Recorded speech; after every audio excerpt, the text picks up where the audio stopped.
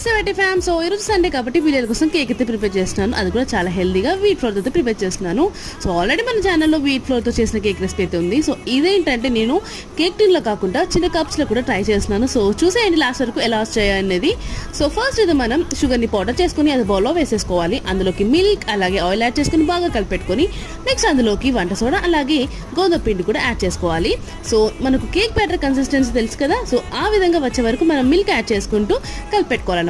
ముందుగా మనం pre heat చేసుకున్న బౌల్లోకి కేక్ టిన్ అయితే ట్రాన్స్ఫర్ చేసేసుకోవాలి. సో డస్టింగ్ చేసి పెట్టుకోవాలి ముందుగా కేక్ టిన్ అయితే. నెక్స్ట్ మనం కేక్ని అయితే బేక్ చేసుకోవాలి. 30 minutes 20 minutes లో ఫ్లేమ్లో 10 minutes మీడియం ఫ్లేమ్లో. సో కేక్స్ అయితే పర్ఫెక్ట్గా కుక్ అయ్యాయి. కప్స్లో అవి కూడా చాలా బాగా పొంగాయి కేక్స్ అయితే. సో నేను తీయడం అయితే వేడిగా తీసాను, అందుకే పర్ఫెక్ట్గా అవి తీయలేకపోయాను. సో బౌల్లో అయితే పర్ఫెక్ట్గా వచ్చింది. నెక్స్ట్ నేను పర్ఫెక్ట్గా ట్రై చేస్తాను. సో ఫస్ట్ మనం ట్రై చేస్తున్నాయి కదా ఎలా వచ్చాయని తెలుస్తుంది.